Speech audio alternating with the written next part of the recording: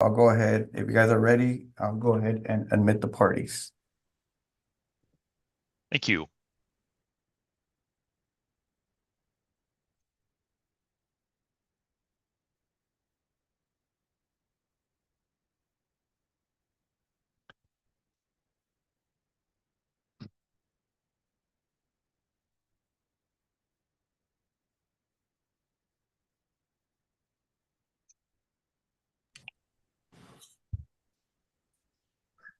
Good morning. Can you hear me? Yes. Oh, good. Because It's always the first test, right?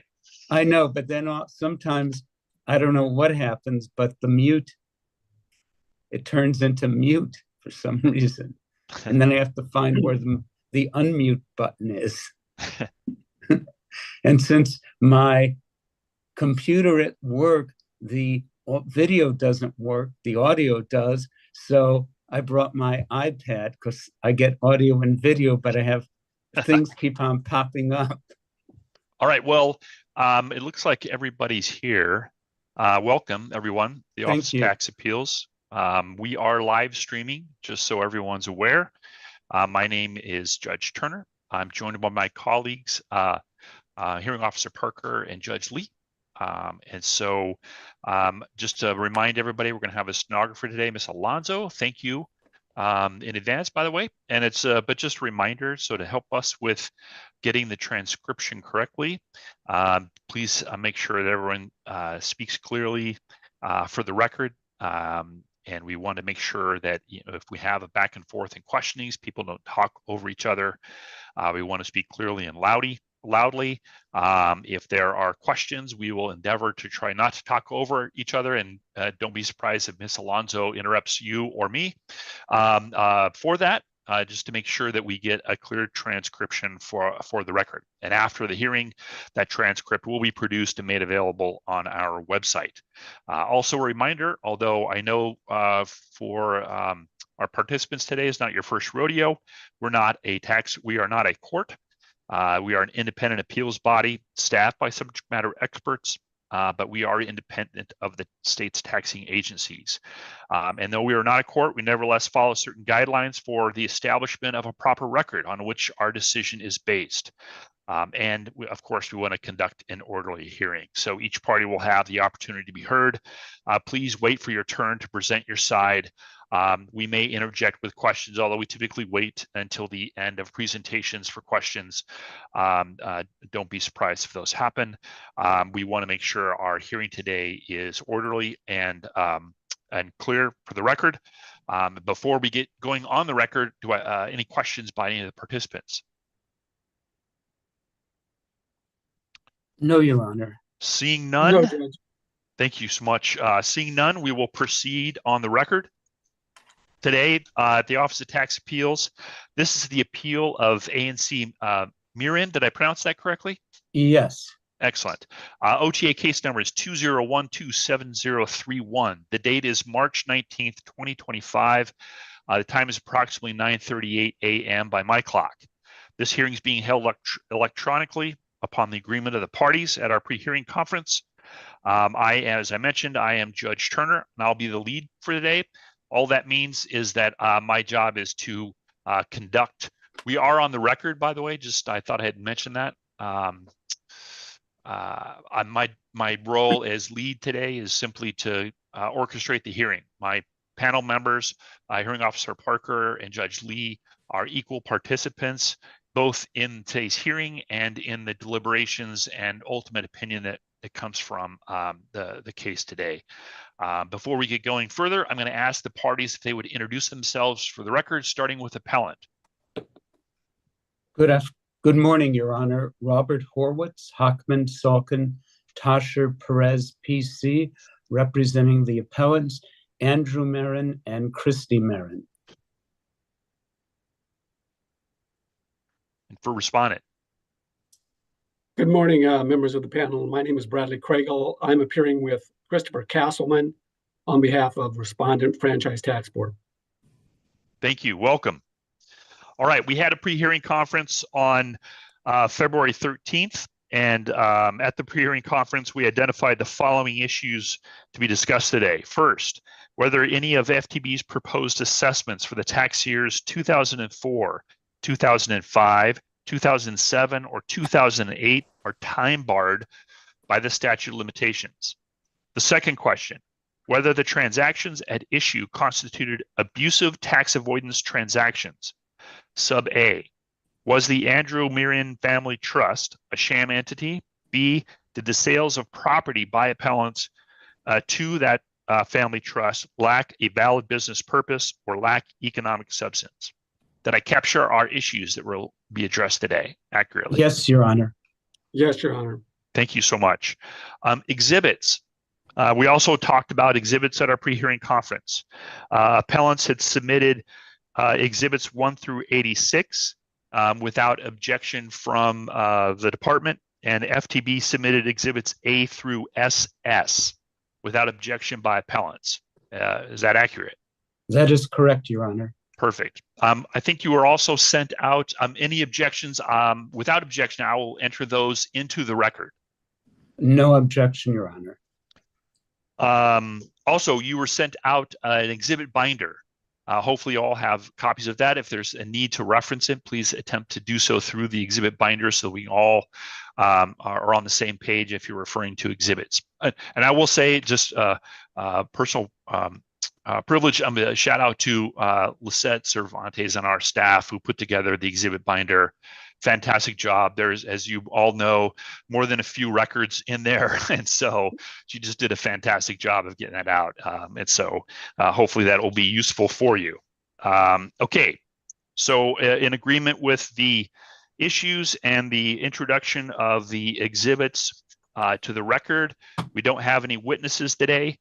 As we agreed at our pre-hearing conference, we'll start with appellant's presentation, essentially just to sort of map out where we're going today. We agreed 30 minutes for appellant, 30 minutes for respondent, and question and answers would come. Oh, there'd be a 5-minute rebuttal, I think, or a reply from appellant after respondent's presentation, and then we'll go into questions and answers. Is everyone good with that? Yes, Your Honor. Perfect. Yes, Judge. Thank you. Thank you all. Okay, well, let's start with the appellant's presentation. You've got 30 minutes. Okay, thank you, Your Honor. Mr. Lee, Ms. Parker, as Your Honor stated, this case involves basically two major issues. One, procedural, whether the statute of limitations bars the NPAs for years 2004, 2005, 2007, I believe, and 2008. And the second is whether the taxpayers, the transactions in question were abusive tax avoidance transactions involving whether there was a business purpose and whether there was a lack of economic substance. And I will first turn to the issue of the statute of limitations. For the year 2004, in its reply to this panel's letter dated April 27th, 2023, the FPTB stated at page 6 of the reply that the 6-year statute of limitations for omissions in excess of 25% of gross income under Revenue and Taxation Code section 19058 applies to both 2004 and 2005. The section 19058 is virtually identical to Internal Revenue Code section 6501 E1A, which provides for a 6-year statute of limitations if a taxpayer omits more than 25% of gross income reported on the return. And like the Internal Revenue Code provision, section 19058B2 states, quote, in determining the amount omitted from gross income, there shall not be taken into account any amount which is omitted from gross income stated in the return if the amount is disclosed in the return or in a statement attached to the return in a manner adequate to apprise the Franchise Tax Board of the nature and amount of the item. Now, for 2004, the FTB stated in its letter that it does not have a copy of the 2004 return, but that its records indicate that the Meierans reported federal adjusted gross income for that year of a loss of $266,755, while the FTB determined they omitted $2,310,192 in capital gain from gross income. Revenue and Taxation Code Section 19038 provides in part at subsection B1, except as provided in paragraph 2, the Franchise Tax Board, in connection with the determination described in subdivision A, which is basically the NPA, shall examine the original or amended return or related electronically stored return data. And 2, if the return or return data described in paragraph 1 has been destroyed or cannot be located after reasonable efforts, the Franchise Tax Board shall request the taxpayer to provide a paper or electronic copy of the return. If the taxpayer fails to provide a copy within 30 days, which may be extended an additional 30 days for reasonable cause from the date of request, paragraph 1 shall not apply. And subsection C of 19033 defines electronically stored return information as an electronic record of the line items from an original or amended return and accompanying schedules. And in this case, the FTB has provided no evidence that it asked for a copy of the 2004 return from the Barons and does not claim that it had electronically stored return data that it relied on as defined in 19033C. Thus, the NPA for 2004 is void. Additionally, the fact that the federal adjusted gross income was $266,000 loss approximately does not mean that there was a 25% understatement of gross income. If the Meierans had $2 million in gross income, but a $2.266 million net operating loss carry forward for federal purpose, they would have reduced their federal adjusted gross income to $266,000, but there wouldn't have been a 25% understatement. And this is another reason why the 2004 return fails to qualify for the 25% exception to gross income and is invalid. Turning to the 2005 return, the return reported $3,560,879 in gross income, and the FTB determined the Meierans omitted $11,560,879. Now, most of the allegedly omitted income was from the sale of the Sixton Spring property, and that property was sold in an all-cash sale to Manhattan Loft, an entity owned by Barry Shy, for $13 million. Prior to the close of the sale and prior to the transfer of his interest to the Andrew Meieran Family Trust, Mr. Meieran owned 85% of Sixton Spring LLC, and 85% of $13 million is $11,050,000. So, thus it appears that virtually all or almost all of the allegedly unreported income is from the sale of the Sixton Spring Street property. Exhibit PP in the exhibit binder is the Meierans 2005 Form 540. It has two Forms 4797, which are at pages 1501 and 1502, and they report $2.6 million and $8.45 million of gain on the sale of a 20% and a 65% interest, respectively, in Sixth Spring for a total of $11.05 million. And Form 6252 to the return, which is at page 1507, reports the sale of the 65% interest as an installment sale, interpreting the predecessor to 6501 E's provision regarding 25% omissions. The Supreme Court in County Incorporated at 357 U.S. 28 at 36 stated that Congress extended the period of limitations to allow the commissioner additional time, quote, to investigate tax returns in cases where, because of a taxpayer's omission to report some taxable item, the commissioner is at a special disadvantage in detecting errors. In such instances, the return on its face provides no clue to the existence of the omitted item, end quote.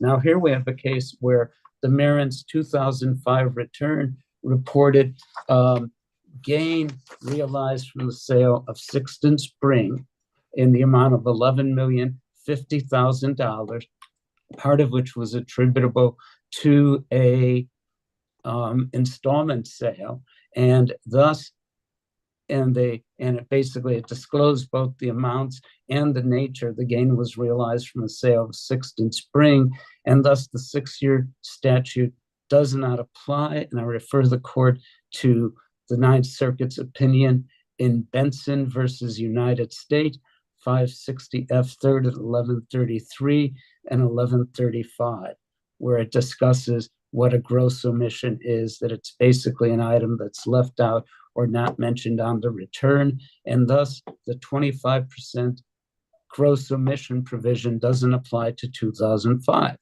The FTB in its letter also claimed that the 8-year statute applies to 2004 and 2005, and the 12-year statute applies to 2007, 2008, and 2011. And in our briefing, citing the tax court case in Adler, we submitted that the FTB has the burden of proving that an exception to the normal statute of limitation applies, and that the FTB cannot meet its burden of proving that there was a basically a sham transaction or a abusive tax avoidance transaction. I would now like to turn to the substantive issues in this case that are set out in the conference minutes and orders. And the first is whether the transaction was an abusive tax avoidance transaction. And first sub-issue was whether the Andrew Meieran Trust, which I will refer to as AMFT, was a sham. And the Meieran's position is that it was not.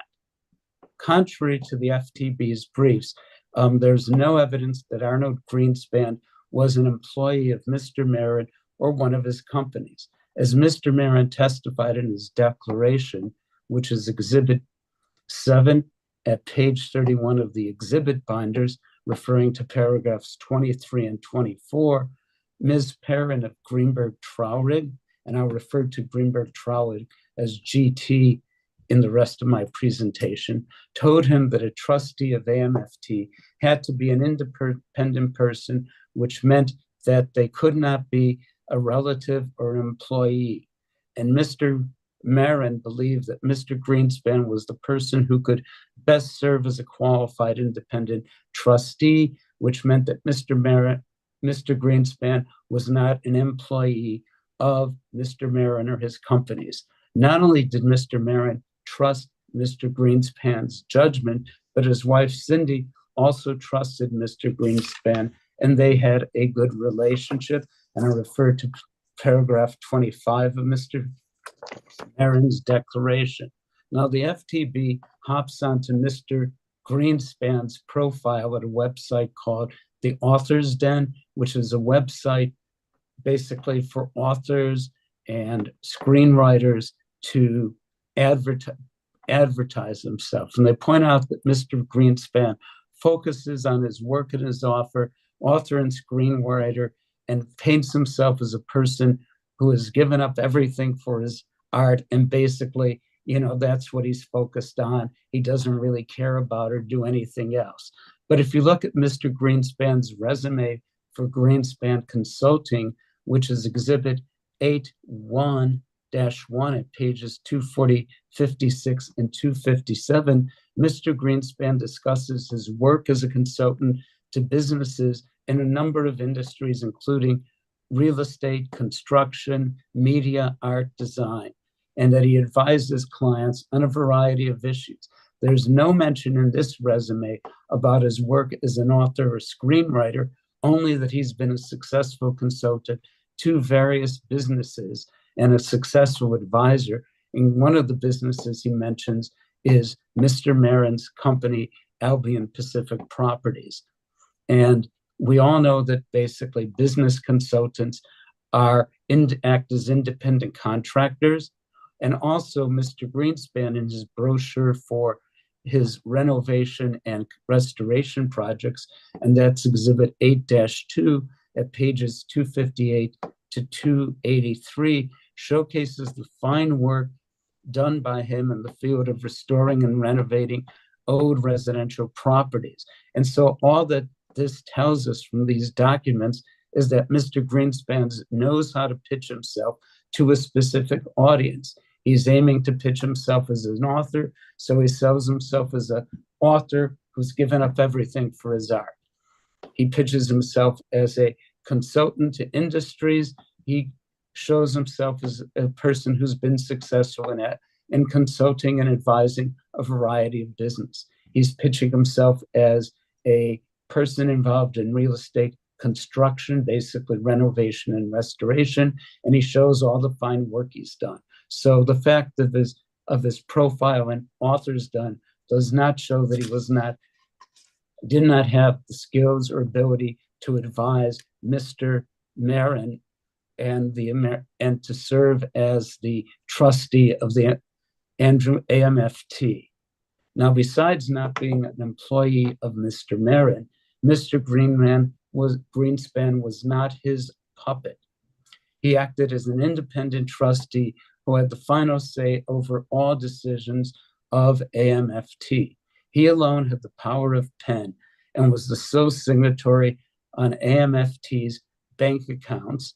He alone signed checks on AMFT's bank accounts, authorized wire transfers, and stop orders. And I'll refer the court to exhibits 39, 40, and 41, which are pages 760 to 773, exhibit 56 at page 79, 798, 806, and 808, exhibit 58 at pages 828, 829, exhibit 60 at pages 837 and 838, among others, showing his signing checks, exhibits 42 through 46 at pages 774 and 780, and stop payment orders at exhibits 50 and 51, pages 785 and 786. And when I refer to pages, Your Honor, I'm referring to pages in the exhibit binder. So I hope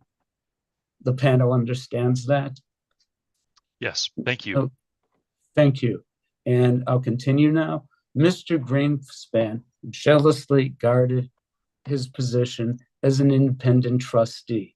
In December 2006, he emailed the prospective purchaser of the Market Street property, a Mr. Villani, and that's a property that was owned by Albion, Oklahoma. And in it, Mr. Greenspan stated that he understood Mr. Villani had discussed with Mr. Meieran extending the closing date of the sale until next year. And Mr. Greenspan wrote, quote, Mr. Meieran is neither the seller nor the agent of the seller for this property. The trust is the seller, and as trustee, it is solely my duty and responsibility to approve and make any changes to the contract, end quote. And that's exhibit 7-K, which is at page 213. The sale of the Market Street property closed in December 2006. It was not extended as Mr. Meieran and the purchaser wanted it to, and the deed was recorded on December 22nd, 2006, and it was signed by Mr. Greenspan as trustee of AMFT being the seller, and that's Exhibit 38 at pages 758 and 759. Mr. Greenspan also put the kibosh on plans to retain Lee Berman as the arbitrator in AMFT's case against LADT, both because of Mr.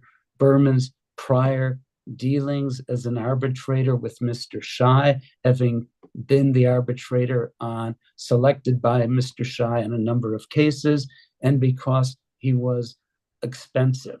And that I'm referring to the email exchange that's Exhibit 7L, which is at pages 214 and 217. And Mr. Greenspan emphasized his independence in an email exchange with Mr.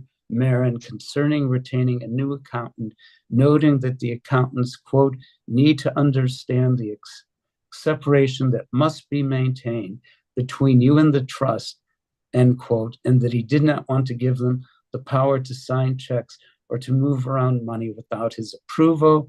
And that's at Exhibit 7.0 at pages 230 and 233. He also did not automatically loan funds whenever requested by Mr. Meieran, and this is evidence from several documents, not only the fact that Mr. Greenspan has signed off on any loan approval, but an email from Maria Ajedo to Mr. Meieran on October 6, 2010, where she wrote that she needs to see if Mr. Greenspan, quote, will allow the trust to loan you additional funds, end quote.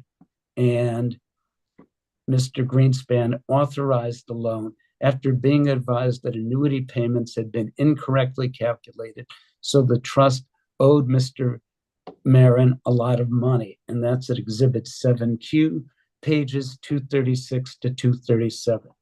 Mr. Greenspan refused to authorize a loan to a friend of Mr. Meieran named George Nouri. And Mr. Nouri is a syndicated radio talk show host who hosts one of the most popular late night radio talk shows. And Mr. Greenspan's refusal is at Exhibit 7R, pages 738, and Exhibit 7 at page 40 and paragraph 60. Now, further, Mr. Meieran conducted negotiations on behalf of the trust, as the Superior Court found in the LADT case, where it held that Mr. Meieran, quote, acted as an agent for the claimant trust, and that is referring to Exhibit 29 at page 546. And in both the LADT and Manhattan law cases, the arbitrators in the courts rejected claims by Mr. Shai's entities that AMFT was basically nothing more than the nominee or alter ego of Mr. Meieran, that Mr. Meieran was the trustee of AMFT, etc. And the judgments for those two cases, which amounted to, I think, a total of more than $20 million in damages, were awarded and paid to AMFT and not to Mr. Meieran or to Albion Pacific, which had transferred interests in the LADT LLC to AMFT. And then also importantly, AMFT paid annuities. Going back one thing, and in Mr. Meieran's declaration, Exhibit 7 at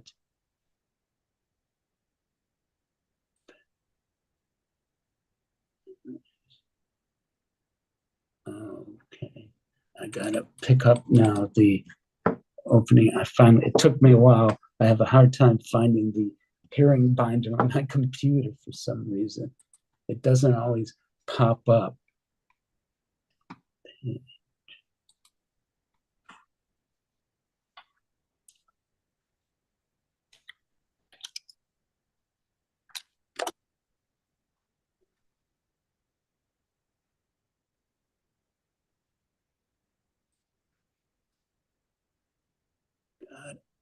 basically,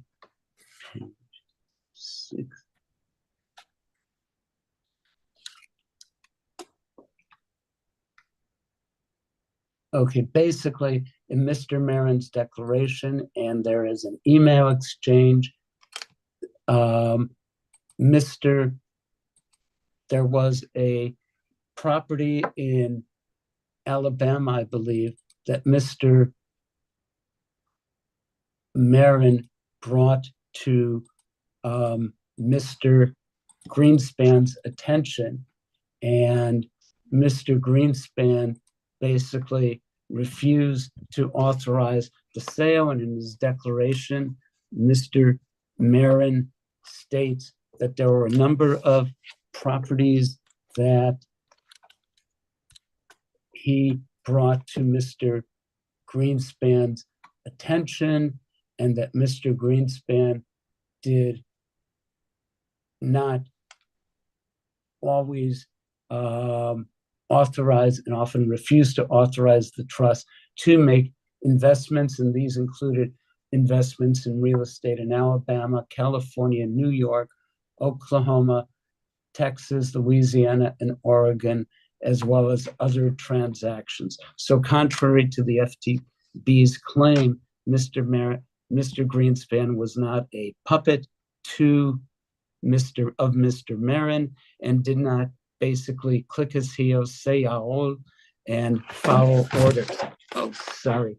Can I have a second? My cord fell down. It's all right. Hey, just a note on timing. We had agreed to 30 minutes. That's coming up here, and it looks like about 5-6 minutes. Okay, 7 minutes. I will then go forward and try to hurry it up.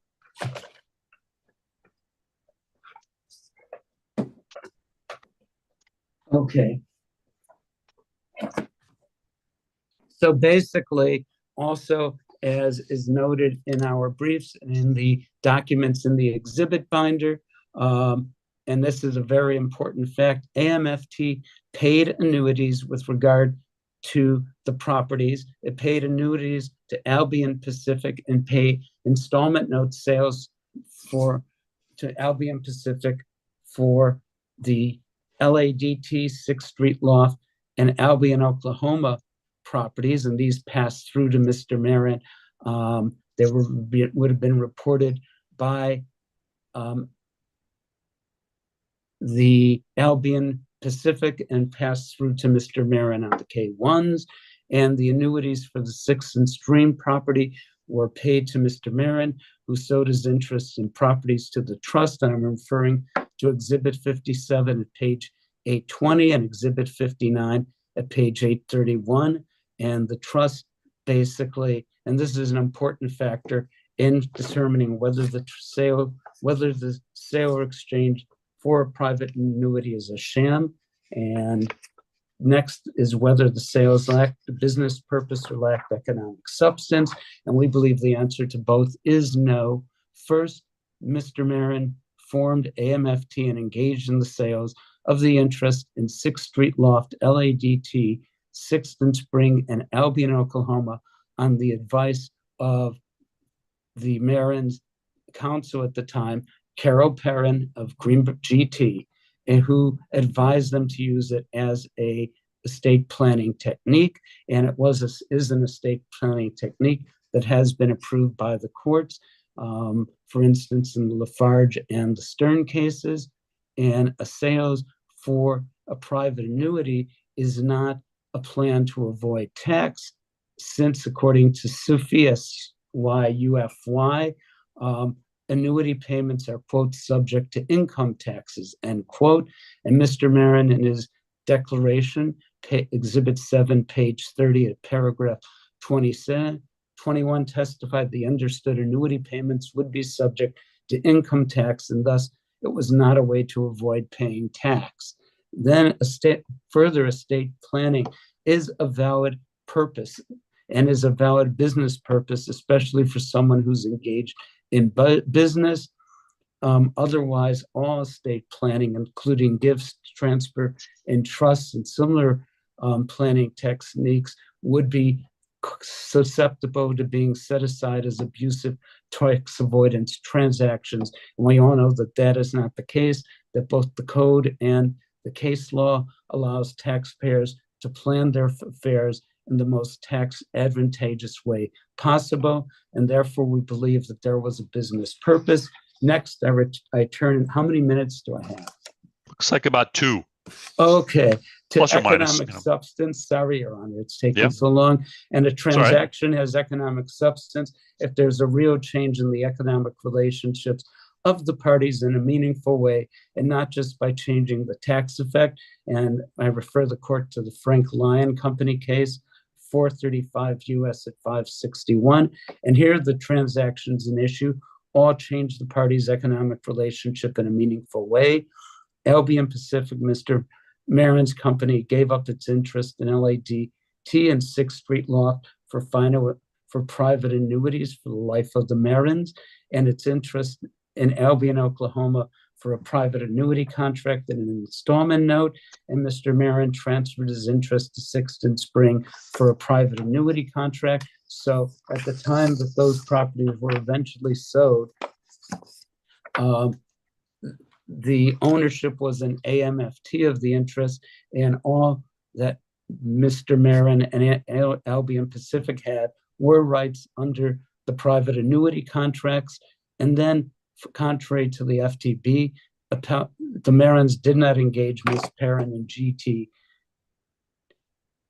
in June 2003 for selling interests in LADT, 548 Spring, or the 6th and Spring properties. And I refer the court to the June 2003 engagement agreement with GT and the Meierans, and July 2003 agreement between GT and Mr. Meieran's company. And those are exhibits 7A and 7B, which are pages 43 and 49. And neither of them make reference to sales of property. The only document does is December 2004 engagement between GT and Ms. Perrin and Albion Pacific and Elbar, which states that the GT was being retained to represent and advise clients about a potential deferred payment sale of 108 West 2nd Street and 248 South Spring, and GT could not represent both sides to the transaction, to a purchase sale transaction, without running afoul of its professional responsibilities and the codes of professional conduct. And in fact, when AMFT sold its interests in LADT and 6th Street Loft, GT refused to do anything other than act as a scrivener. It would not act as the attorney who was advising and representing the clients with respect to their transaction. Also, I'll note that as stated in Mr. Meieran's declaration, one of the reasons he decided to sell LADT to Mr. Shy was that in 2004, he realized that the construction that was being done under Mr. Shy's supervision could lead to lawsuits against both him and AMFT, and that Mr. Greenspan, he and Mr. Greenspan and AMFT disagreed on how the future use of the Higgins building, whether it would be basically rental units for the foreseeable future or the apartments would be sold off as condos. And this is made clear by section 1.04 of the various agreements on the LADT sale, all of which refer to if a certificate of occupancy for them to be used as a condo was not obtained by April 1st, 2005, the AMFT would transfer back the commercial condo units it got, and the whole transaction would be rescinded, so that if they were going to be rental units, AMFT would still have an interest in the LADT, but if it was going to be condos, it would only be Mr. Shy, and that's Exhibit 16 at page 391 and Exhibit 35B at page 642. And this leads to another point, which is discussed in detail in Exhibit 35 and the exhibits that were attached thereto, which is basically how Greenberg GT, Ms. Perrin, and those working under her botched up the documentation of the LADD transaction so badly that they had to redo it several times before they got the transaction documents to comport with the intents of the parties. Great. If I could get you to wrap up in just a FTB, I'll be flexible on time, just so we're aware. Okay. Thank you. And basically,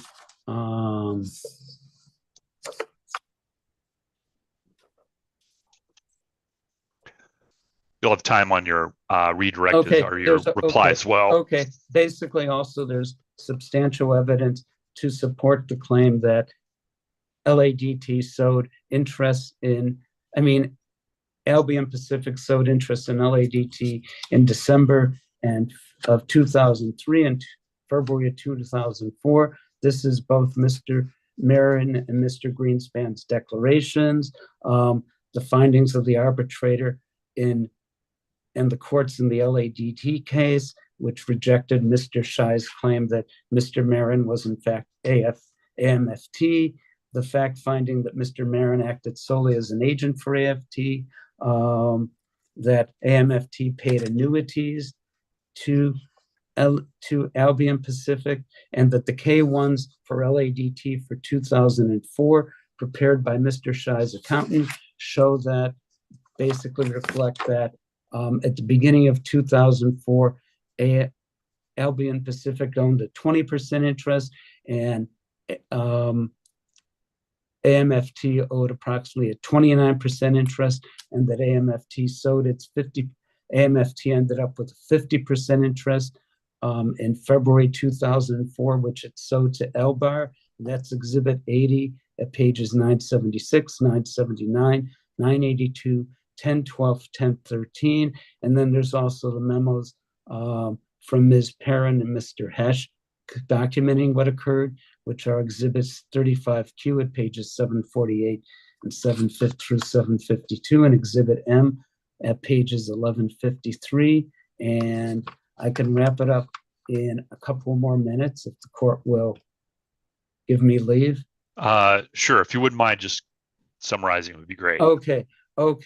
And another evidence that Ms. Perrin, that the documents concerning the sale to AMFT were not to AMFT of the LADT interest were not backdated is what occurred with respect to the sales of the 6th Street loft that owned the 548 building and the 6th and Spring LLC.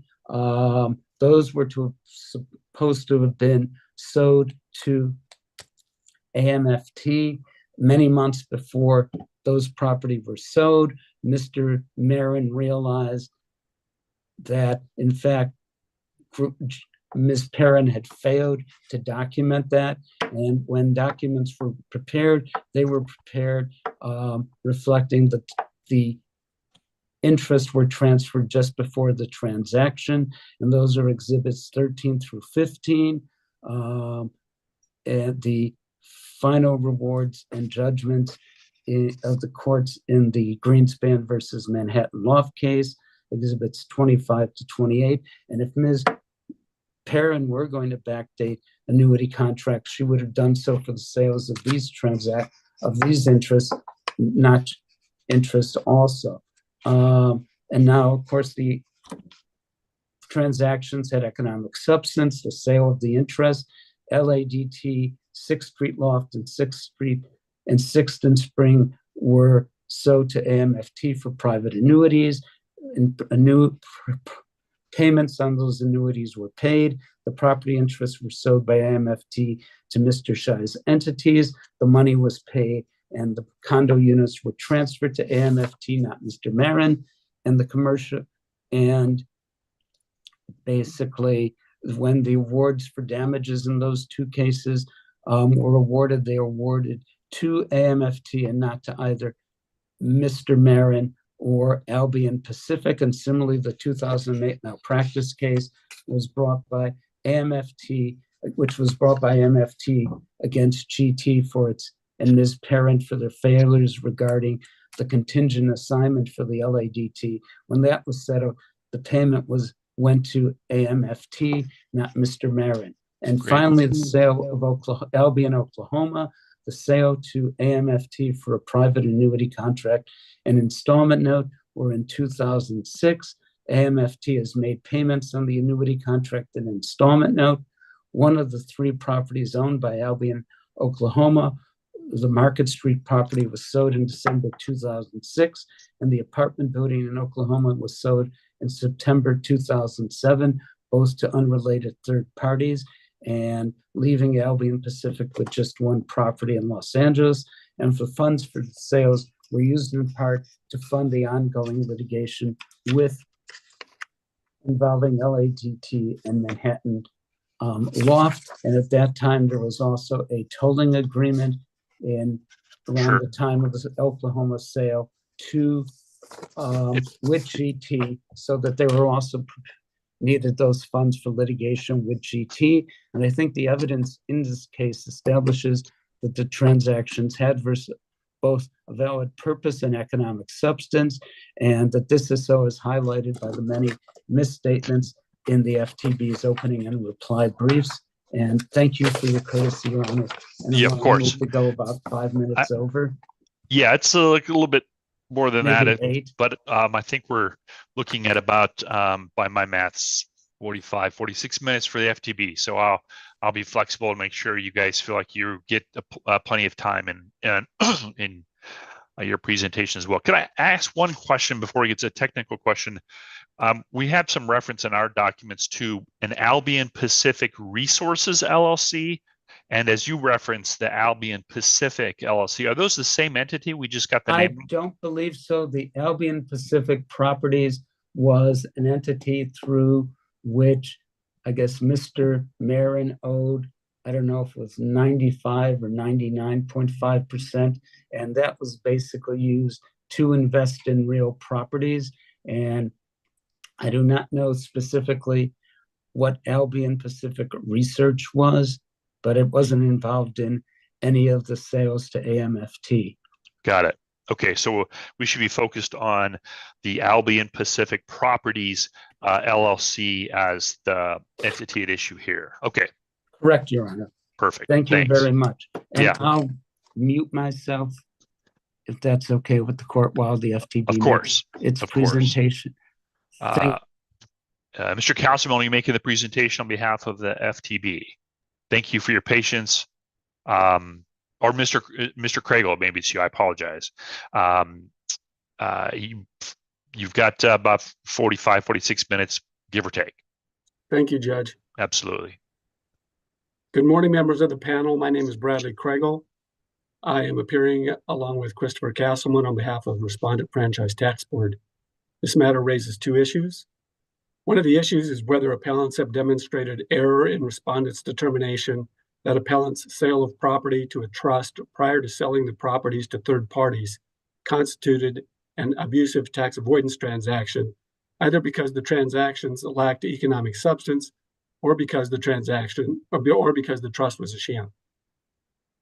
Another issue is whether appellants have shown error in respondents' determination that the 12-year statute of limitations under Revenue and Taxation Code, Section 19755, is applicable. The evidence shows that appellants and their tax advisors created a plan whereby appellants sold their interests in multiple commercial properties while paying little or no tax on the capital gain attributable to the properties at the time of sale. Respondent determined that the tax benefits appellants obtained by transferring the properties to a trust prior to selling the properties to third parties should be disallowed because the transactions lacked economic substance or because the trust was a sham. Appellants have the burden of proof to show that the transactions had economic substance and that the trust was genuine. In order to establish that a transaction had economic substance, appellants must prove that the transaction had economic substance beyond the creation of tax benefits, and that they entered into the transaction with a bona fide business purpose other than tax avoidance. In determining whether a trust is valid, the courts look at a four-factor test: whether the trust had an independent trustee, whether the taxpayer's relationship to the property differed materially after the trust was formed, whether an economic interest passed to other beneficiaries of the trust, and whether the taxpayers felt bound by restrictions imposed by the trust. In the present case, the evidence shows that appellants' sale of their commercial properties to the trust lacked economic substance beyond the creation of tax benefits, and that appellants did not have a bona fide business purpose other than tax avoidance. The evidence further shows that the trust did not have an independent trustee and that appellants' relationship to the property did not differ materially after the trust's formation. Appellants continued to treat the retained portions of the property and the proceeds from the sale of the property as if they owned both. From 1997 to 2003, appellant husband or entities he owned acquired ownership in commercial properties located in San Francisco, Los Angeles, and Oklahoma City. Most of appellant's property interests were held by a limited liability company called Albion Pacific Property Resources, LLC, which I will refer to as simply Pacific or Pacific LLC. In 2003, appellants or entities owned by appellants entered into 3 engagement agreements with the same law firm, Greenberg Traurig LLP, which I will refer to as GT. In June 2003, appellants entered into an agreement with GT for estate planning services. In July 2003, Pacific entered into an agreement with GT for business and tax planning services. In early December 2003, Pacific and the co-owner in 2 of the properties at issue entered into an agreement with GT in connection with the sale of those 2 properties. In a later lawsuit filed by appellant husband against GT, the parties entered into a settlement agreement in 2006, which stated that beginning in 2001, appellant husband and Pacific engaged with GT with respect to tax advice and to facilitate the sales of 3 of the buildings at issue. Although the settlement agreement stated beginning in 2001, respondent determined that the agreement meant to refer to 2003 because that is when the engagement agreements were signed, and Pacific did not yet own one of the properties in 2001. These 4 agreements, the 3 engagement agreements and the settlement agreement, show that in 2003, appellants intended to sell their interests in at least 3 of the properties as of that year. In mid-December 2003, appellants created the Andrew Meieran Family Trust Agreement, which I'll refer to simply as the trust. According to the trust tax returns, appellant husband was the sole beneficiary of the trust. Schedule 8 of the trust agreement identified the property of the trust as including $10. According to appellants, in December 2003, a 2% interest in the Higgins building was gifted to the trust, and a 27% interest was sold to the trust in exchange for a private annuity contract. There is no evidence that any other assets were transferred to the trust in 2003. Instead, the evidence shows that appellants' interests in the properties were transferred to the trust in later years as they were ready to sell the properties to third parties.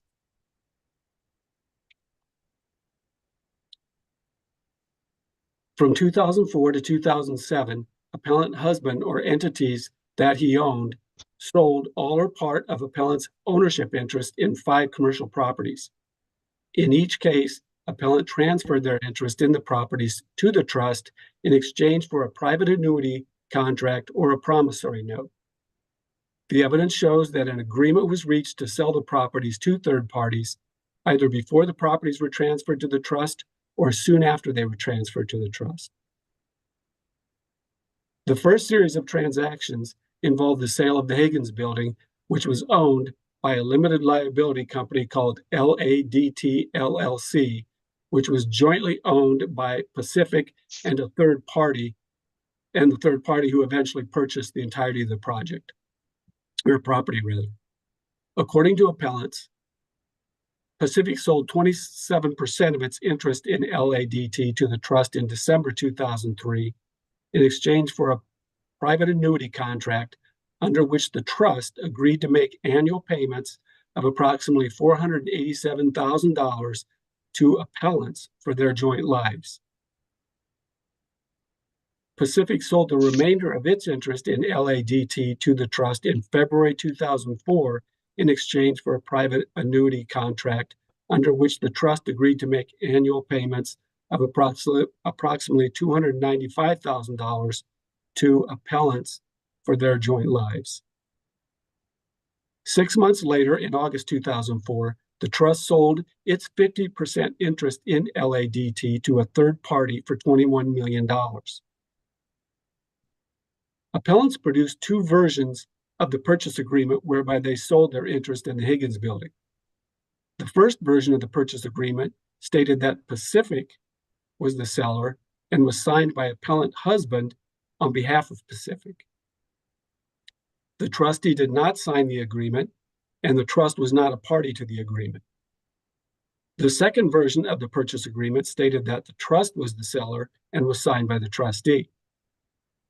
Although appellants assert that the listing of Pacific was due to a typo, they have not explained why the appellant husband signed the agreement. The evidence relating to the second version of the purchase agreement shows that the changes were more than a mere typo.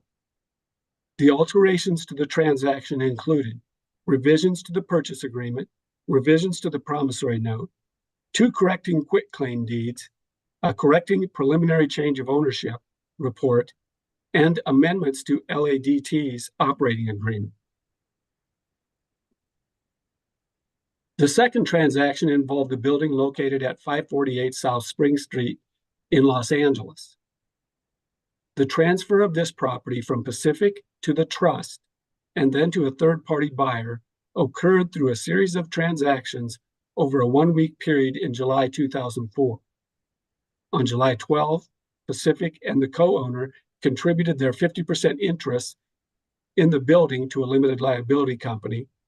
On July 14, Pacific sold its interest in the LLC to the trust in exchange for a private annuity contract under which the trust agreed to make annual payments of approximately $215,000 to appellants for their joint lives. On July 19, the trust sold its 50% interest to a third party for $5.7 million. Thus, at most, the trust owned an interest in this property for 5 days. The third series of transactions involved the building located at 215 West 6th Street in Los Angeles. Appellant husband owned an 85% interest in a limited liability company called 6th and Spring LLC, which owned the building.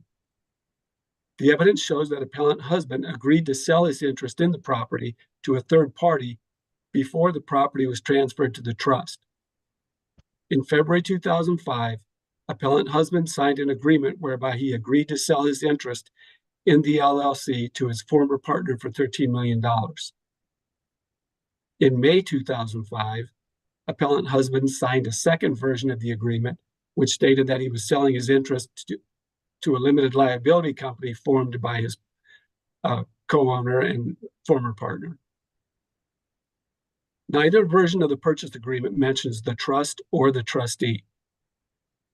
Then in June 2005, appellant husband sold 65% of his interest in the LLC to the trust in exchange for a private annuity contract under which the trust agreed to make annual payments of approximately $457,000 to appellants for their joint lives.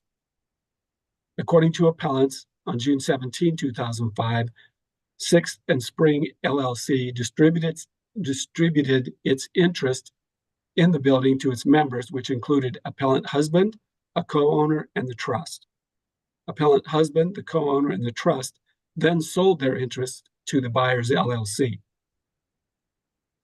In July 2005, Sixth and Spring LLC and the buyer entered into an addendum to the purchase contract. The addendum was signed by appellant husband. The trustee did not sign the addendum. This sale of property is very similar to the situation in a case called Usher versus Commissioner.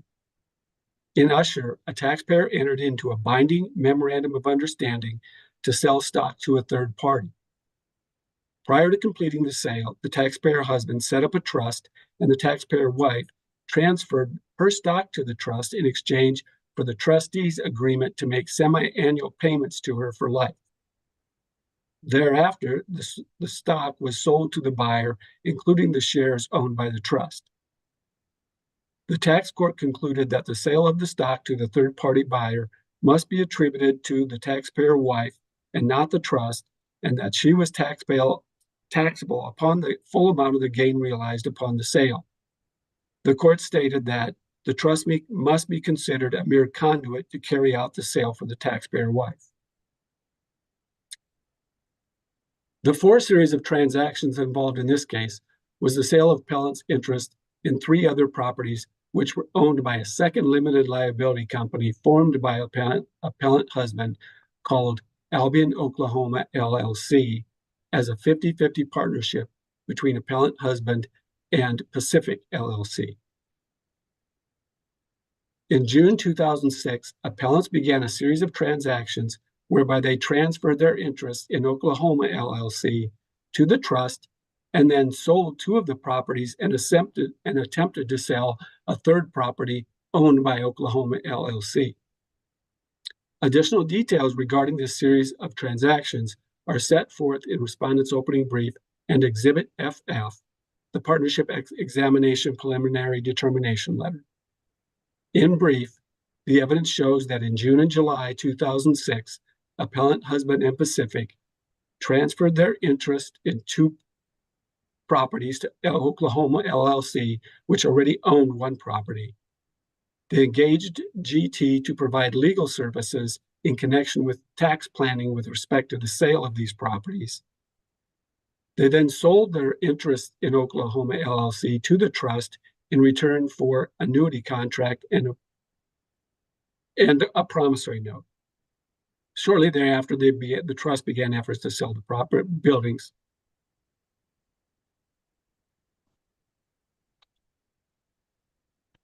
In summary, to this point, from 2004 to 2007, appellants or entities they owned sold their interest in 5 commercial properties to various third parties for approximately $59 million. By transferring the property to the trust before selling the property to third parties, appellants deferred tax on approximately $27.6 million in capital gains. Additional details relating to the sales transactions and appellants' tax treatment of the transactions are set forth in Respondent's Exhibit FF. The timing and mechanics of the sales from appellants to the trust, soon after a sale to third parties, demonstrate that there was no economic substance or business purpose to the trust other than as a simple pass-through for the sale of the buildings in order to achieve tax benefits. The trust never had an opportunity to conduct any business associated with ownership of the buildings because they were sold before or shortly after transfer to the trust. The trust was simply used as a conduit for the sole purpose of obtaining tax benefits along the way to selling the properties to third parties.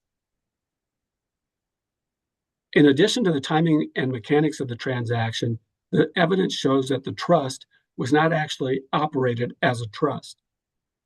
Appellants have not shown that the trust earned any money from its ownership of these commercial buildings apart from the proceeds of selling them. Appellants have not produced any evidence showing that the trustee participated meaningfully in the sale to the third parties. In a later lawsuit by the trust against the owner of the Higgins building, the building owner filed a declaration stating that although he was aware that appellant husband had a trust, his dealings were always with appellant husband and he never had met the trustee. After the properties were transferred to the trust, appellant husband continued to control the trust's interest in the buildings as well as the subsequent proceeds from the sales. For example, when the trust sold its interest in the Higgins building, it received commercial units as part of the purchase price. In September 2005, the trust and the building owner, LADT LLC, participated in a mediation concerning disputes over tenant improvements.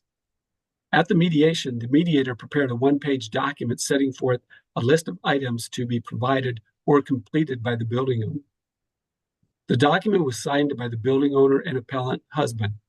It wasn't signed by the trustee. The arbitrator's final award stated in part that appellant husband wrote letters to the city after April 2005, pointing out asserted deficiencies in the April certificates of occupancy. The award stated that appellant husband testified at great length about the discrepancies from what the owner represented would be the commercial spaces deeded to the trust. There are several other statements in the arbitrator's award showing that appellant husband interacted with the owner and conducted the day-to-day business of this asset. There are no references to the trustee being involved in communications with the building owner or the day-to-day operations of the trust's remaining interest in this property. Similarly, appellant husband continued to control the retained interest at the 6th and Spring property where the trust retained the right to operate a bar in the basement. In August 2006, the trust filed a demand for arbitration alleging claims against the building owner, including failure to perform as required improvements and destruction of property. The arbitrator's award stated that when the property was sold to a third party in 2004, appellant husband provided potential buyers with extensive due diligence material, including discussion of all the significant terms of the lease and addendum. Appellant husband and his assistant testified at the hearing. The trustee did not. The award stated that upon sale of the building, appellant husband proceeded with developing the bar by securing a building permit and submitting architectural plans to the city.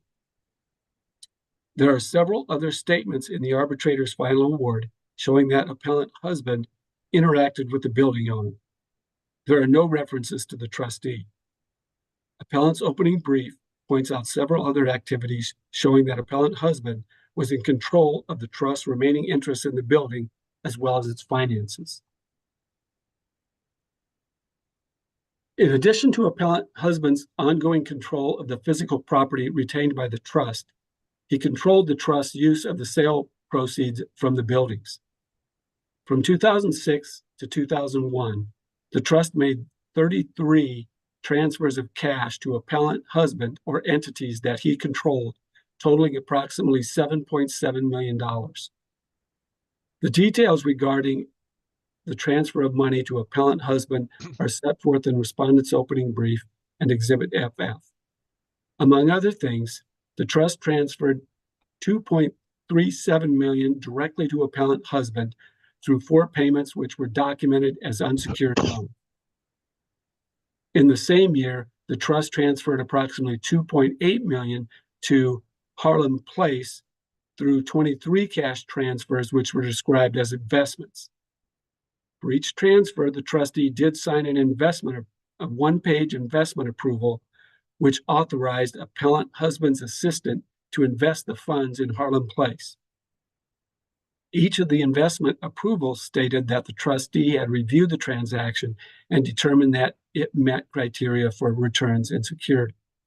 However, there's no other information in the investment approvals, and appellants have not produced any evidence showing that the trustee performed any actual due diligence before submitting this money to appellant husband or his business. There's no evidence that's showing that any analysis of expected returns. There's no evidence showing that that appellant husband or his business actually offered any security. Additional information about the cash transfers are set forth in detail in appellant's brief. In addition to the lack of economic substance applicable to the trust, the evidence shows that the trust and appellants failed to adhere to the terms of the private annuity agreements. Although the annuity contracts called for annual payments from the trust to appellants were not able to substantiate all the payments required by the contracts. At audit, respondent requested documents showing the trust payments on each of the annuity contracts. Appellants substantiated fewer than half the payments owed.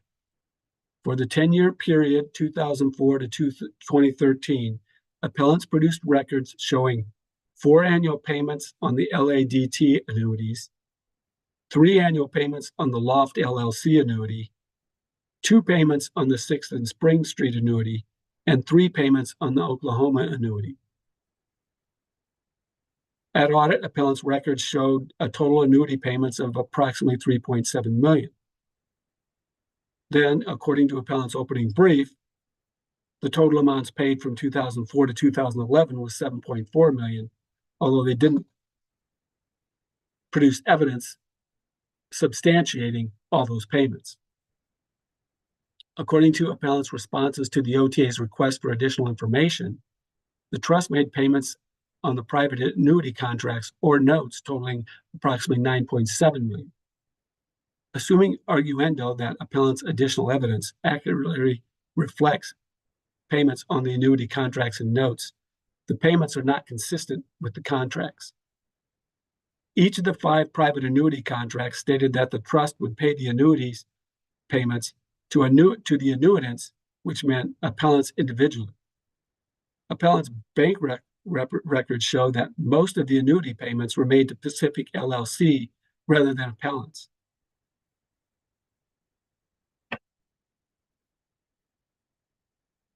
Each of the private annuity agreements stated that the trust would pay the annuity amount each year on the anniversary of the closing. Appellants have not substantiated that the trust paid the annuity amount each year for each of the private annuities. For example, under the first LADT annuity contract, the trust was to pay $487,000 each year starting on December 19, 2004. Under the second LADT annuity contract, the trust was to pay $295,000 each year starting on February 27, 2005. Appellants have not substantiated any payments made in 2004 or 2005. Although appellants produced a spreadsheet showing payments for 2006 through 2012, the amounts shown are less than the amounts established by the private annuity agreements. Finally, each of the 5 private annuity agreements stated that the trust would pay the annuity amount to appellants until termination of the obligation, which was defined to mean the death of the survivor of the annuitants, in other words, appellants. Evidence shows that at least 3 of the annuity contracts were converted to promissory notes within a few years after the annuity contracts were entered into. In summary, the timing and circumstances of the property transfers to the trust, appellant husband's subsequent control of the trust property interest and funds, and the trust failure to follow the terms of the annuity contracts, all evidence that the transfer of properties to the trust did not have economic substance beyond the creation of tax benefits, and that appellants did not enter into the transaction with a genuine business purpose, but rather for tax avoidance. Without reiterating all of the details, the same facts and evidence support respondents' determination that the trust was a sham. The evidence shows that appellant husband made all of the material decisions regarding the trust assets, including the sales of the buildings and the use of the proceeds. The trustee was not fully independent, but rather a former employee or perhaps a current employee of appellants. According to the trustee's declaration, he had previously worked for appellant husband His declaration states that appellant husband had hired him to manage the Havenhurst building in Los Angeles and employed him to manage or lead restoration of 5 buildings. That's Exhibit 7 at paragraph 4, or page 1, paragraph 4, and page 2, paragraph 6 and 7. In addition, appellants have not produced any evidence that the trustee made any investments apart from those he was instructed to make by appellant husband. Appellants did not act as if they were bound by the terms of the trust or the annuity contracts entered into by the trust. Additional facts showing the trust was a sham are set forth in appellant's opening brief at pages 26 to 28.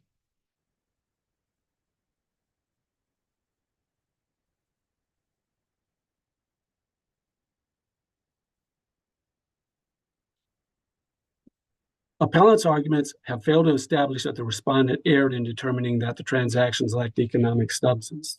During audit and appeal, appellants blamed their attorney for the error in the original purchase agreement.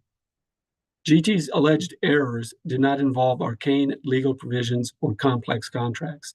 The alleged errors involved the identities of the buyer and seller, which should have been known to both appellant husband and the trustee of the trust who allegedly owned these valuable properties. Appellant husband and or the trustee each had to sign multiple agreements whereby the transfer of property went from the trust and then to third parties. Appellant husband and the ultimate buyer were sophisticated business people. They each invested in multiple commercial properties using limited liability companies and partnerships. Each of the transaction involved properties worth millions of dollars. Appellants have not offered a good reason for these sophisticated parties to overlook these alleged errors. Similarly, appellants claim that they made the trustee, Mr. Greenspan, the trustee because of his knowledge, experience, and expertise in areas of real estate. He too should have realized that there were discrepancies in the agreements if he and appellant husband really intended the trust to operate as a trust per se.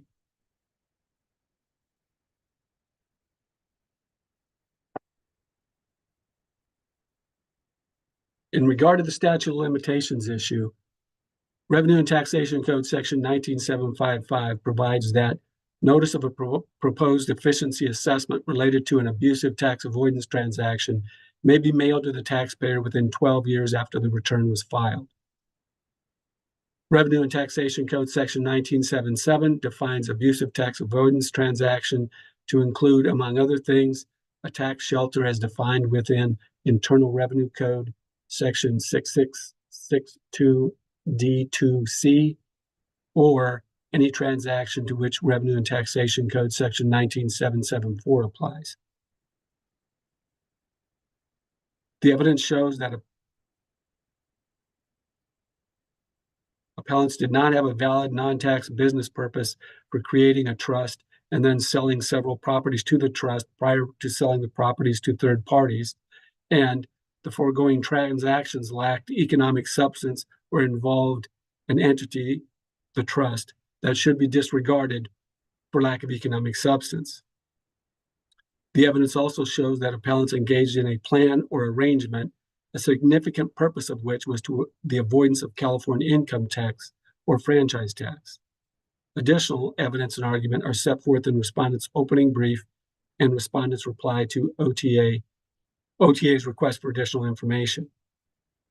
Based on the evidence presented, the transactions at issue constituted abusive tax avoidance transactions within the meaning of IRC Section 662C D2C or Revenue and Taxation Code Section 19774.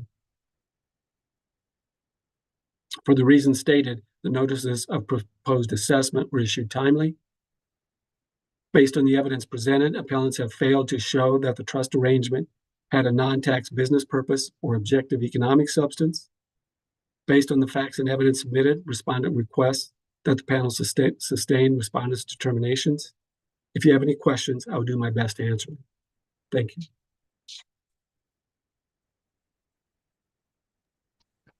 Thank you. Sorry, I was muted and couldn't get back to my mute sign quick enough.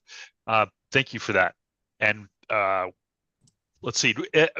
Mr. Horowitz, we're going to give you 5 minutes to reply unless there are any questions from the panel yet.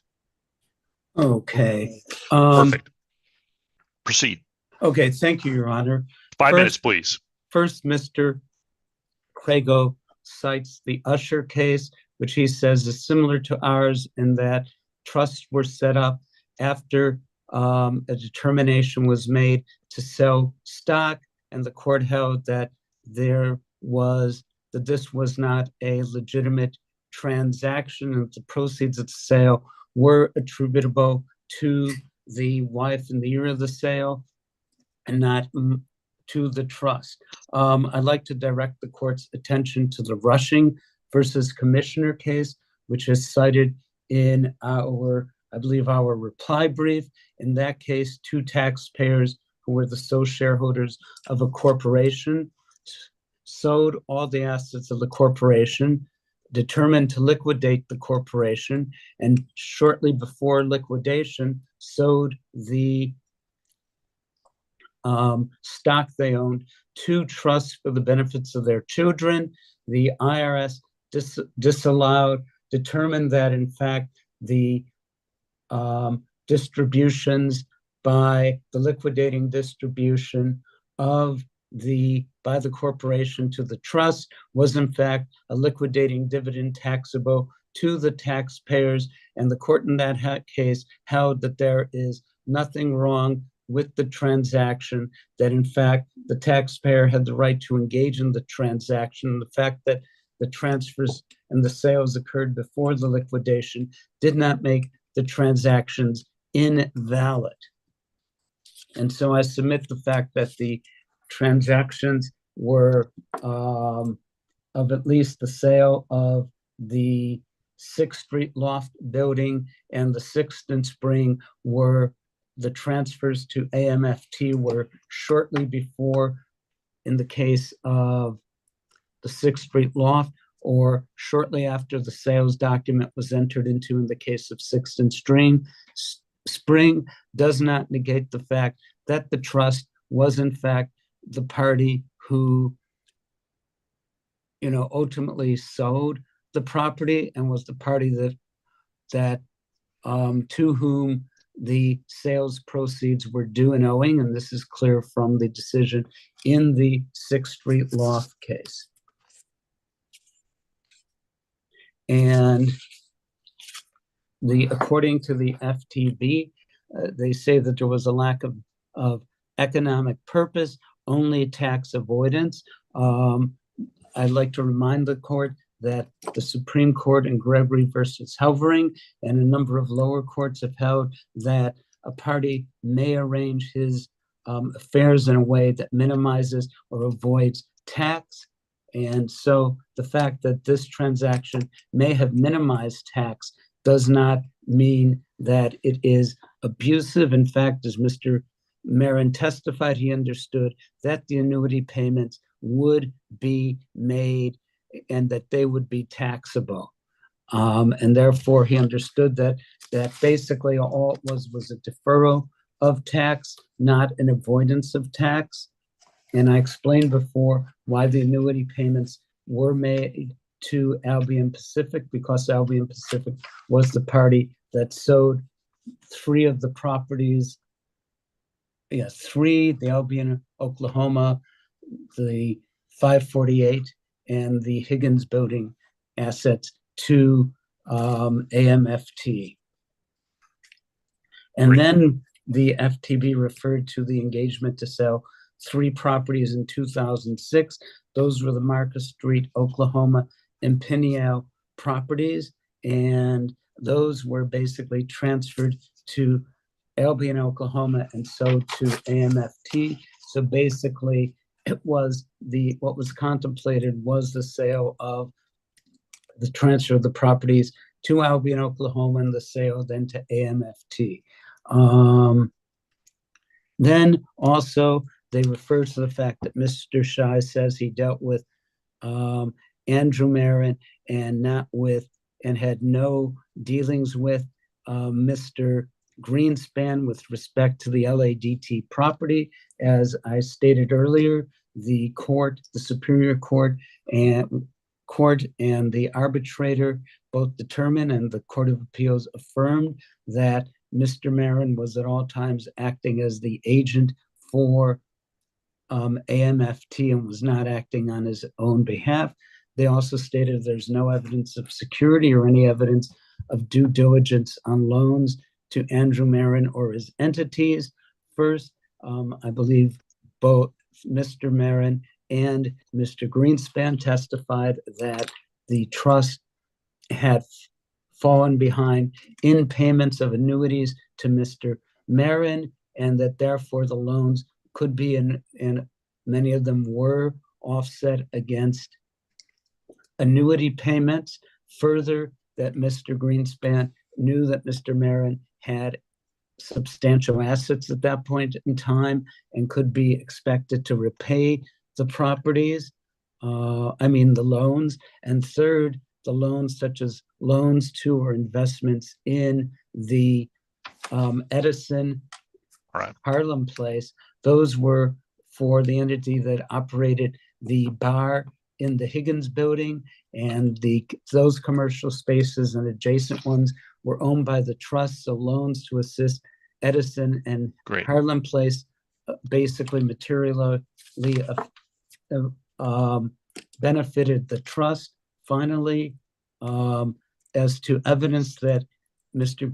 Greenspan was an employee, although Mr. Greenspan says he was employed, the term employed is often used when referring to independent contractors. A person will employ an attorney to represent him. The attorney is not technically his employee. A person will employ a building management company to manage a property, and they'll say, I employed this management company, but the management firm is an independent contractor. Great. And therefore, I believe that the Meieran Trust was not a sham, and this transaction had economic substance, and therefore they should be respected. Great. Well, thanks. Appreciate that. There's a lot of documents in this case, so I know I there's know. a lot to cover. But we have the briefing, so I understand that we have already, and we'll be through those materials in detail. With that, open up to my panel for any questions.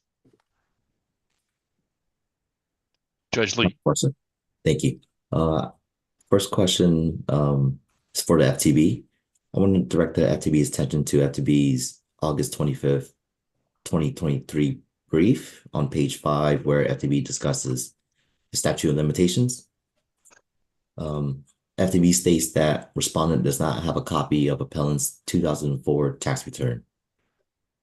I guess I want to ask the FTB, is there anything in the record that will show appellant's gross income for 2004? I don't know the answer to that off the top of my head. If apart from what's stated in that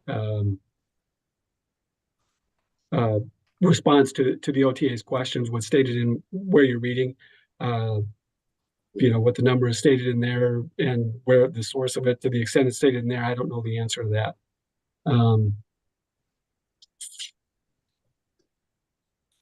Okay.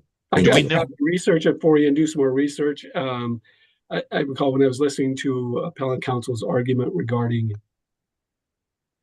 the statute requiring the FTB to request a return if we don't have it. That issue didn't come up in any of the briefing I saw, but so it wasn't one we looked at, or at least I looked at, and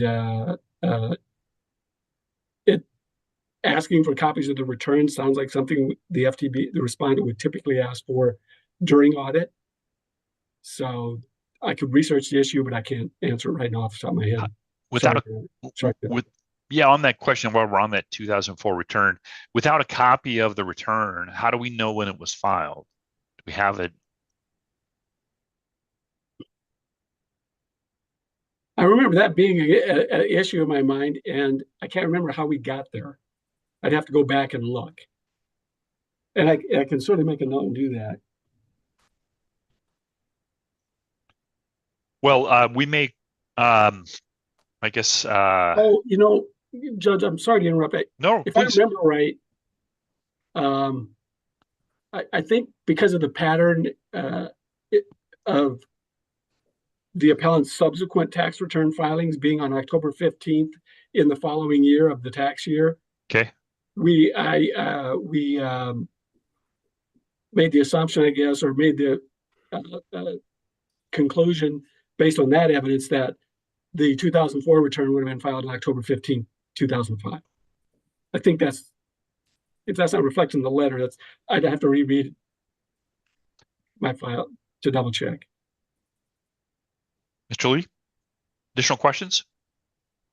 Yeah, it's a follow-up and I guess something very particular. So, in that same page, in the same brief, FTB also states that respondents' record indicate that appellants reported federal adjusted gross income is negative a little over 200,000. But the brief didn't cite to any exhibits or anything in our record. Is there anything you point that to support that statement? Not in the record that I know of off the top of my head, Judge. Thank you. That's all the questions I have right now. Officer Parker, do you have any questions? I have no additional questions. I've got one, well, a couple. Do we have to find that the trust and transactions at issue here lack a business purpose and economic substance in order to treat the trust as essentially a conduit for these sales? You mentioned the Usher case. I'm questioning whether there needs to be a finding of a lacking in economic substance to the transactions in order for us to find that the trust was not treated by the taxpayer as a valid entity. And I'm curious of both of your answers to that question.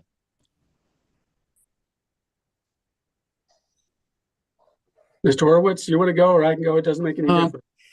You want to wait? You want me to go? Yeah, I want to first? wait. Jump on me. Thank you, Mr. Crago. I know, think so my brain works slowly these days.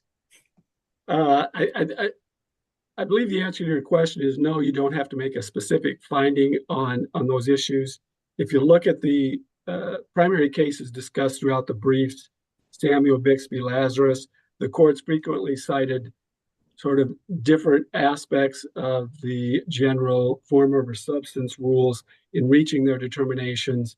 For example, in Samuel, the court stated, courts have not been hesitant to look through the formalities of a transaction and, where warranted, attribute to a grantor the tax consequence of a reservation of enjoyment of income. Bixby stated, we think the three-corner transaction involved was a sham in the sense that the petitioner's real purpose was to effect a purchase of the option by converse, etc.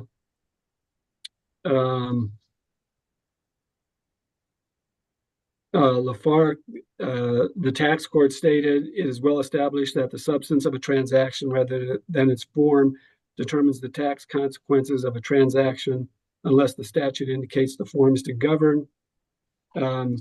So each of those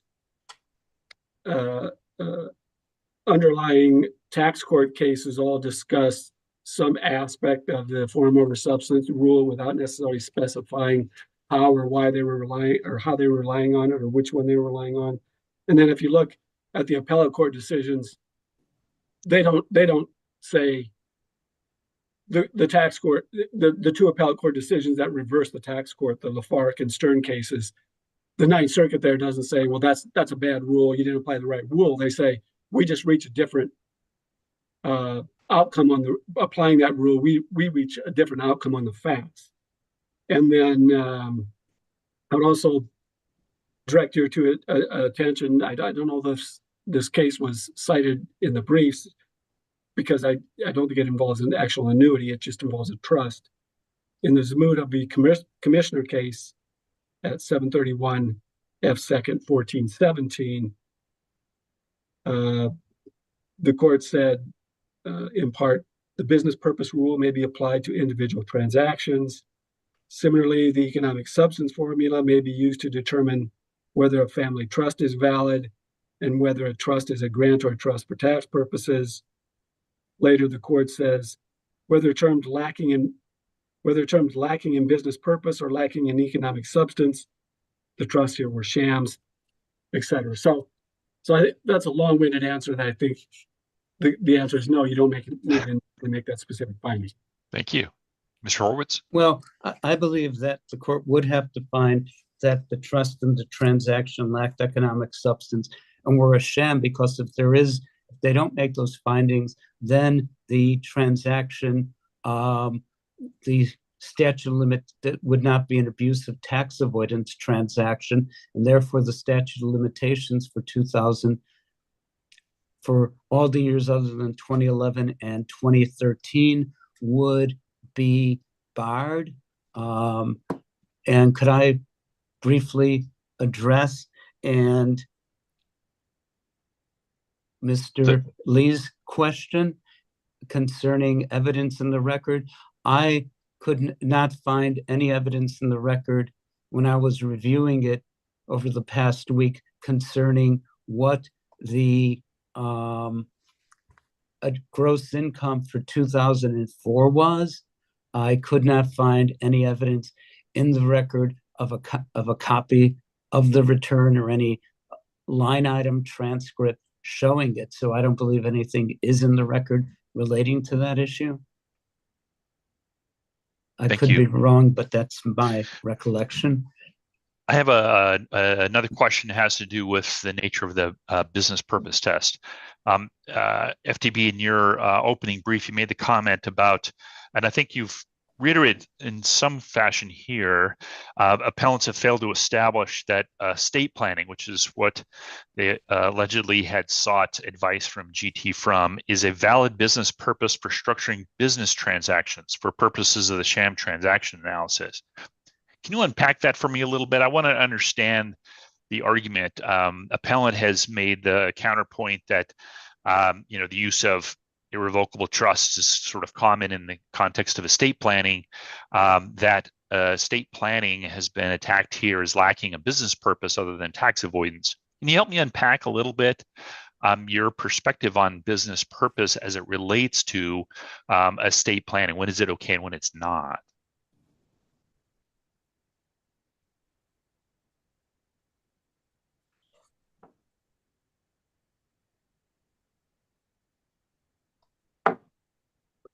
I can, Let me address problem. it this way, because I think that is a good question.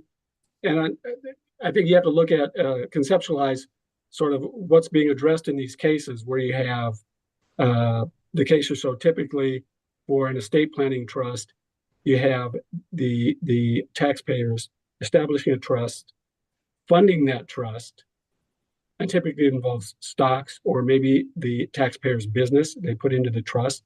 And then the concept is that trust is going to hold those assets, make money on those assets, and then through the annuity agreement, pay money to the taxpayers over time as part of that that then gets taxed over the course of time.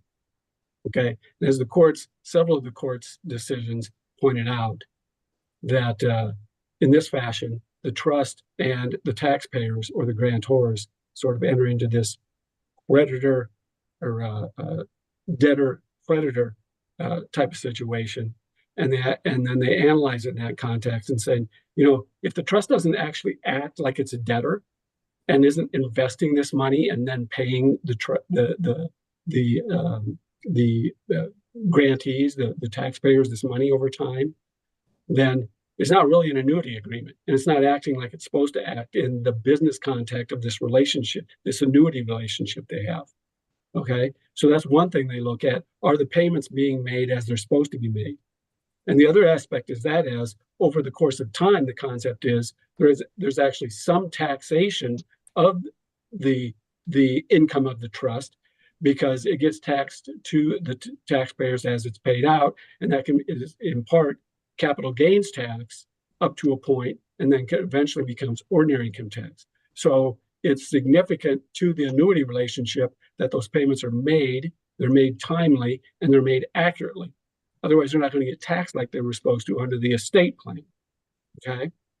That's kind of my conceptualization of So how that, the courts dealt with these. And I want to make just one further yep, point on of that. course. In this case, the taxpayer kind of did things a little differently than all the other cases. It's a bit unique. Instead of establishing the trust and funding the trust and then paying on the annuities like they were supposed to,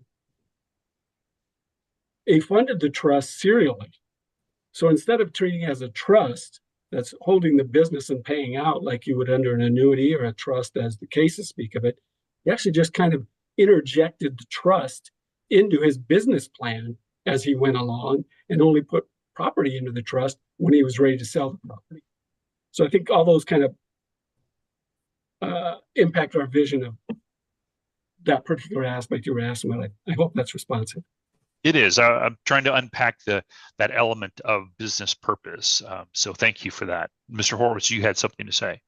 Well, basically, we believe that, from the Meieran's point of view, the sale to the trust would generate annuity income that they'd be taxed on. And obviously a sale for purposes of generating future income stream could be viewed as a business purpose. And from the point of view of the trust, initially they viewed, at least with respect to LADT, holding the property for, as there'd be rento stream, and then they could use that to pay the annuities. But it ended up being due to the clashes over the view as to the long-term use of the Higgins building and the quality of the workmanship, and the fact that Mr. Greenspan did not trust Mr. Shai as a business partner. The trust basically got out of the business of owning those properties with it. They sold it, and there were delays with respect to the Higgins building of payments to the trust. The trust had money, it earned money, it had money it invested the money it earned. It also made loans on it. Some of the loans were repaid. And so I believe that there was a business purpose, both from the point of view of the Meierans and the point of view of the trust.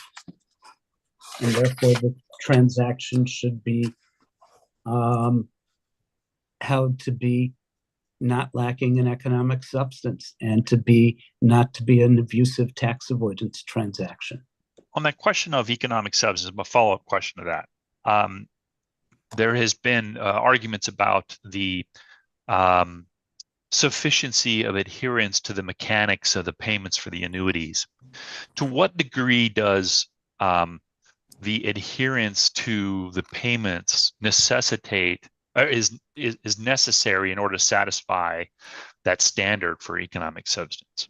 How close do we have to be? How close do we have to be in terms of the payments or the adherence to the annuity contracts to satisfy that economic substance transaction doctrine? Okay, Your Honor, the fact that subsequently the trust was late in making payments or only made partial payments or didn't make timely payments does not undercut whether or not the transactions had economic substance, because that's an event that occurred after the fact. And in Lazarus, one of the claims made by the IRS was that the trust did not always make the annuity payments on time, and that Mrs. Lazarus didn't push it and waived any right to wait late fees. And the court held that that did not mean that the transaction was not a valid transaction.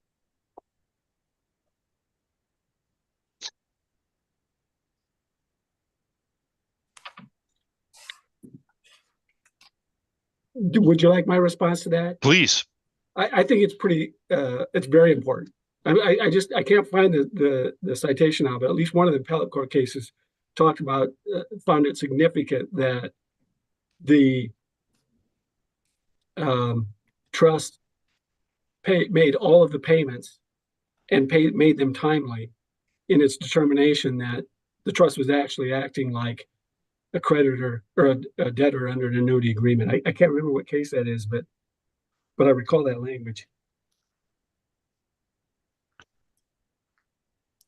Great. So additional questions from our panelists?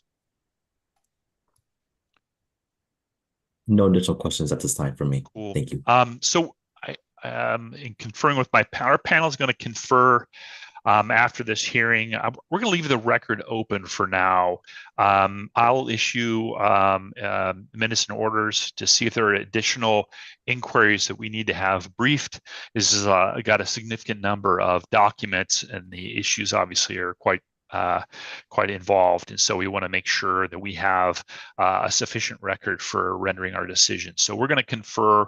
We'll issue minutes and orders shortly on closing the record, and if there's any additional questions we need to have addressed by the parties.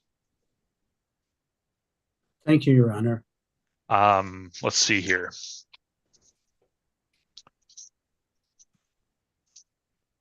We're gonna, I think here's what I'll do, and just so everyone's on the same page, we'll hold the record open for 30 days without objection to the parties. And then we will, within that time, we will confer and issue a minutes and orders about if there's any additional briefing necessary, we'll close the record at that time. At that time, then it will trigger the 100-day deadline for us to issue the opinion. Any objections? None, Your Honor. Perfect. No, Your Honor, Judge. Great. Okay, I think with that, we are at the conclusion of our hearing. Thank you for participating. We appreciate the back and forth and the patience and articulating everything well for our stenographer, Ms. Alonso. Thank you for your time. And with that, we'll close the hearing. I believe that closes our hearings for the day as well. Thank you, Your Honor. Thank you for your time. There are additional hearings in that one. Oh, there are. I'm sorry. Thank you. Thank you. So we won't adjourn then. So thank you for letting me know about that. But our hearing now is closed.